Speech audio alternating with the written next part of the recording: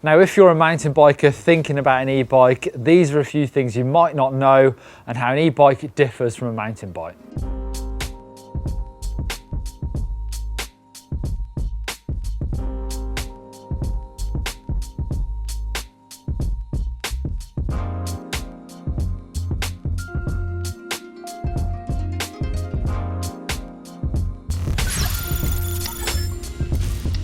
The term e-bike means it has to be pedal assist. Anything with a throttle is not an e-bike, and anything that assists you over 32 kilometers an hour is not an e-bike. And in most parts of the world, this bike is legal to ride anywhere a normal mountain bike is.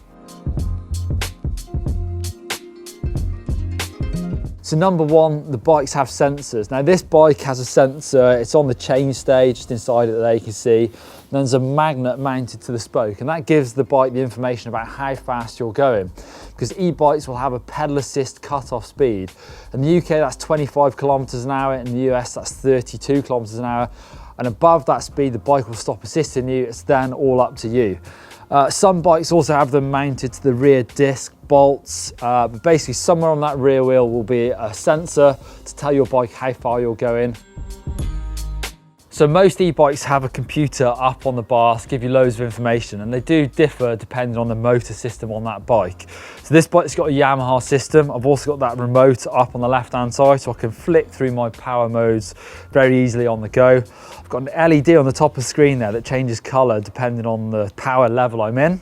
But also on that screen I've got loads of information from the time of the day to the odometer, trip distance, average speed, max speed, and battery level in percent, cadence. So loads and loads of information on there. I've even got a stopwatch if I need it. So this bike has actually got GPS, a GSM chip, Bluetooth, and an accelerometer. So the GPS is used for anti-theft, so you can set that up so you know where your bike is at all times, but also for normal usage like tracking a ride and exporting that as a GPX file. Bike also has an accelerometer, so if you fall off this bike, you can set it up so it sends your phone a notification, and if you don't respond in a certain amount of time, it will send out an emergency signal. So clever stuff there. You can get much bigger screens like the Bosch Nyon that will give you a lot more information like navigation and fitness tracking, and the Bosch systems are interchangeable, so you can upgrade to different controls and screens if you wish. Personally, I prefer a much more streamlined approach. Specialized even go a bit further. You just have a remote up on the bar, they have an LED for your battery life on the battery itself, and then they rely on an app on your phone, the Mission Control app, if you want to get into much more details. On that remote on the bars, you're going to find a walk assist mode as well, so that's really useful when it comes to the steepest unrideable climbs. We've got to push your bike up, that really helps you get the bike up that climb. I also use it in those situations where I need to change to an easier gear and I don't want to risk snapping my chain by putting loads of force through those cranks. And they are heavy. They weigh in at about 20 to 25 kilograms, so almost twice the weight of a normal bike. Now it does of course come down mostly to the battery and the motor, but also some of the components are sort of uprated to deal with that extra weight and the forces that go through these bikes. You really don't notice the weight too much when you're riding the bikes. Well, not as much as you'd think before you ride an e-bike for the first time, but one place where you do really notice the weight is when you're trying to slow the bike down. And that is why they come fitted with big brakes. So this bike has these Magura MT7s, big 4-pot calipers, big discs, so 200mm on the front, 180 on the rear. Now that's something you would normally see on a downhill bike, not a 150mm travel bike. So most e-bikes have easily removable batteries, but not all. So why would you want to take that battery off? Well, leaving it in a freezing cold garage is not going to help the health of that battery. It will last much longer if you keep it nice and warm. Also, sometimes it's just easier to take that battery inside to charge. But also, I sometimes take mine off because I put my bike in the back of my car and they can be quite heavy trying to get them in there. It's also worth noting that e-bikes are too heavy for most car roof racks, so you might have to rely on a tow bar rack or put it in the back of the car like I do.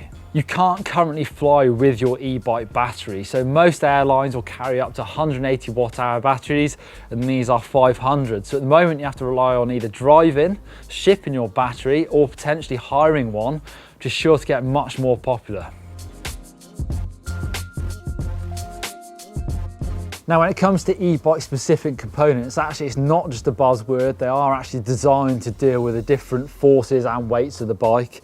So DT Swiss have their hybrid wheels, so the hub and the rim are both beefed up, tested fully with e-bikes just to deal with that extra weight. You can get different internals to your forks.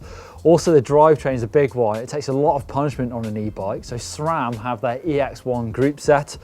It's only 8-speed, and that gives them a chance to have a wider but chunkier chain, so it's much stronger. And also the shifter will only go up 1 gear at a time. That just stops you from smashing through those gears, putting loads of power in and potentially snapping that chain. The batteries aren't cheap. They cost about £600 or £700. They do last about 1,000 charging cycles, so they're likely to actually last the lifetime of the bike. A nice luxury though is having a spare battery so you can go out for those really big days. Riding an e-bike can be harder work than riding a normal mountain bike. We've tested it, so have others. We've all come to the same conclusion. A short 2-hour ride on an e-bike can just be a better workout. Now, you're likely to be pushing just as hard, you'll be traveling faster, going further and getting an all-round body workout. If you want to see another video, click up there for our e-bikes fast, where I race against Steve, normal bike versus e-bike. And if you've got any questions about e-bikes, leave them in the comment section down below and I'll try and get back to you on the EMBN show. Give us a thumbs up if you like e-bikes and don't forget to hit that subscribe button.